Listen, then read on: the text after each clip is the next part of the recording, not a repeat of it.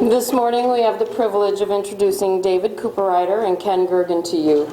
Both David and Ken, recognized leaders in appreciative inquiry and social constructionism, are known by their example, by their ability to lead by quiet example.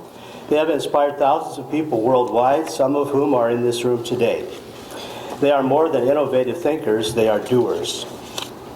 Ken and David maintain irrepressible, hopeful attitudes. Michael White would refer to them probably as being under the influence of optimism.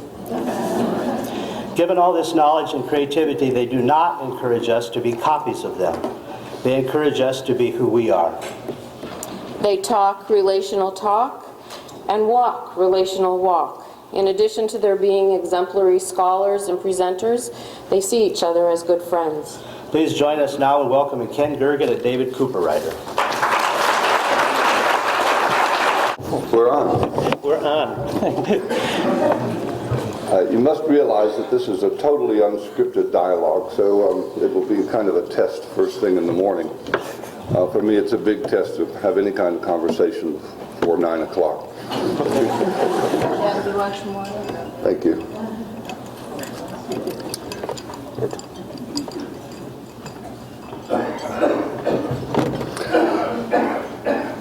So, what we thought we might do is just to get this started, is to talk a little bit about our own past together, just as the way in which that has been a dialogic process. Try to reflect on that a little bit, and then try to bring each other up to date. Yeah. It seems to me that even in the last 5 years, we've scarcely seen each other because we're always all in different places, and we kind of beam at each other through the window of a plane, but that's right. There hasn't been much to talk. So why don't you begin, and I'll pitch in. Sounds good. Well, good morning, everyone. It's great to be here.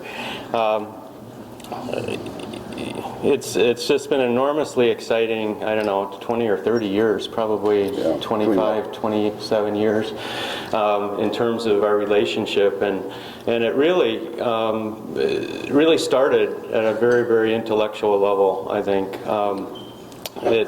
When I was a graduate student at Case Western, working on my dissertation work, I came across a book, and you have to read it if you haven't read it. It's Toward Transformation and Social Knowledge.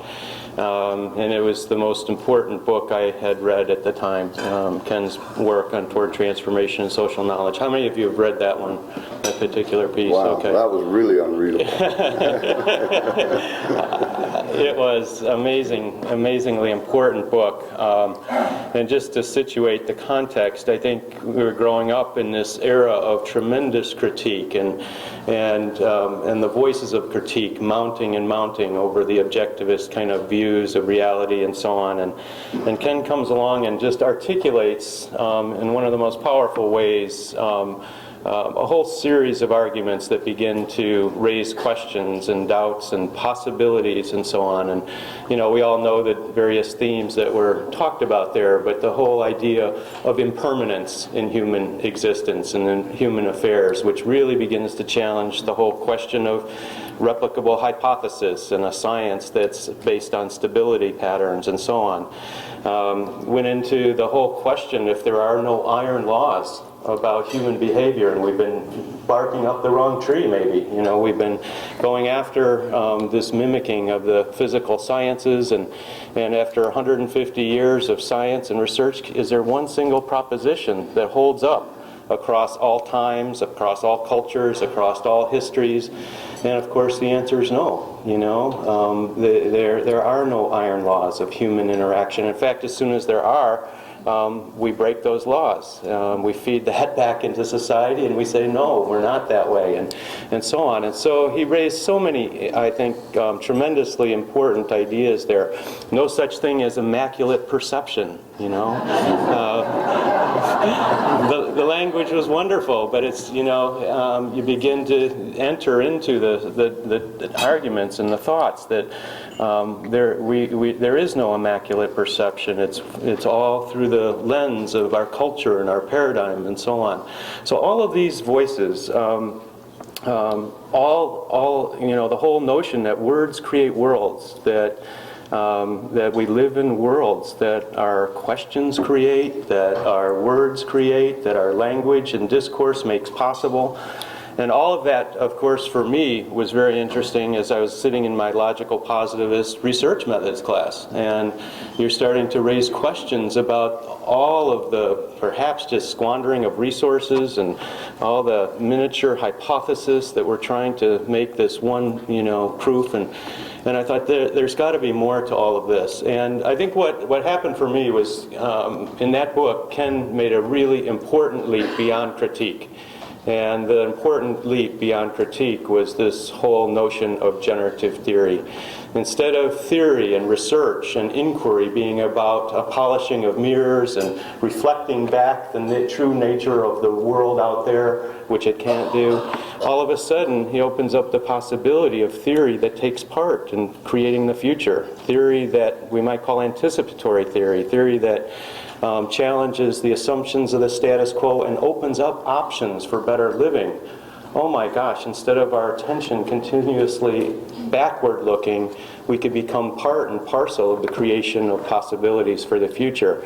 And I have to say that concept woke me up more than anything I had read up to that point. And it began to change everything in terms of what was possible. And I think a passion for me then became why the generative incapacity in our field? Why no theory that was, the towering kind of theory like Marx and others? I was getting so bored in our field. Every single book in organizational behavior sounded exactly the same, working on things that were tranquilized into trivial. And Ken's opened up just in a tremendous excitement about what the field of the social sciences could be.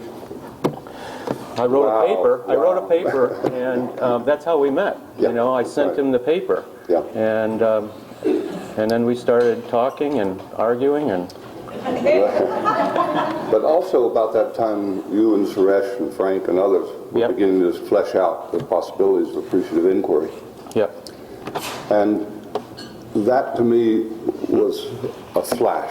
That is, what had happened by that point, I had rather engaged in this full-time critique of the discipline I was in and was being quietly removed from it.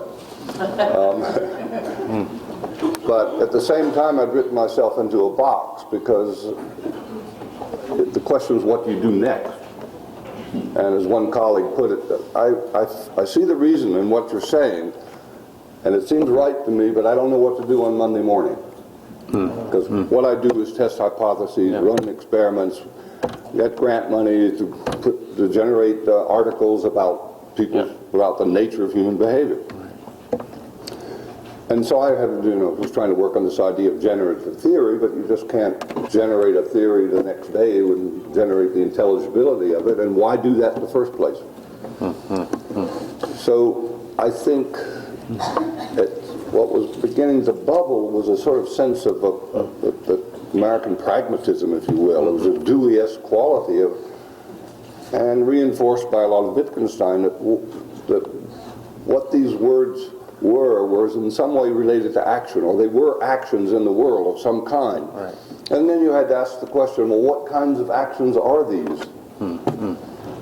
Well, it wasn't particularly gratifying to me to think that actions in which I would engage for the rest of my scholarly life would be more actions in journals and books, because the result of that was more journals and books. Just a never-ending flow of journals and books, with trees coming down and academics having something to do. And that wasn't, I didn't feel good with that idea. And then I met David, and the work they were doing, it was like watching those ideas spring into action, doing things I couldn't imagine at the time. right.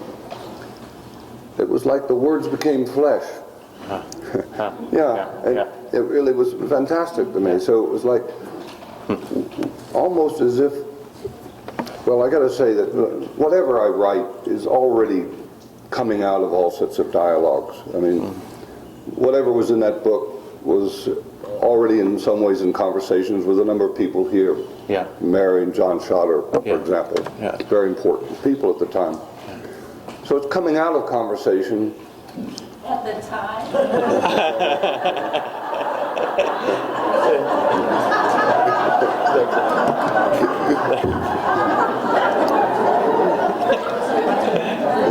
At all times, day and night.